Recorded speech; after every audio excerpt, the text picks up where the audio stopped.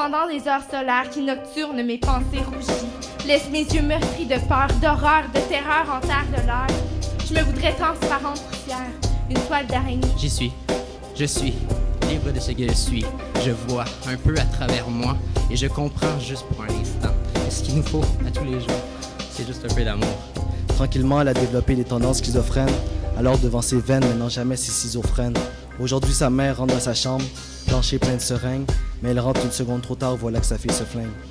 Si vous aimez quelqu'un et que vous voyez qu'il parle le nord, agissez, n'attendez pas sa mort pour être plein de remords. Amis et famille, veillons tous toujours chacun l'un sur l'autre, pour que d'histoires comme Amelia, il n'y en ait aucune autre.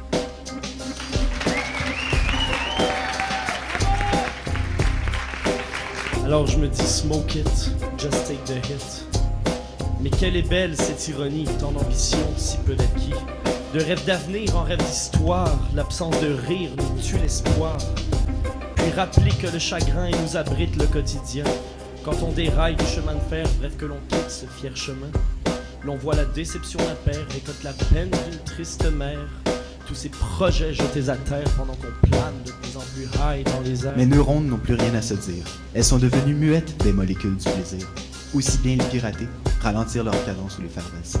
Il me reste pour seule faculté de fuir seule une parole d'économiste fataliste qui esquinte la jouissance de mon réveil et me donne rien qu'une envie, celle de retourner dans mes rêves de la veille. Je n'ai pas connu la guerre, ni l'ère de l'errance avec des pères. Mon frère n'est pas mort, né seulement dans l'autre plus dense des danses des voitures qui à tort détruit l'air sur des chemins d'asphalte. J'enclenche la chienne du revolver.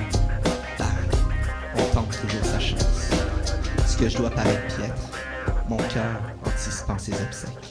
Je sais que vous avez tout calculé dans votre tête, chacun des résultats, et vous savez tous qui a gagné. Non? OK.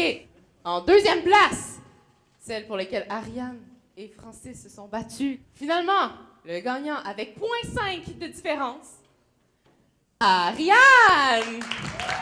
Ouais! Bravo. Notre premier prix, oui, revient à... Roulement de tambour, s'il vous plaît. Jérémy Curse!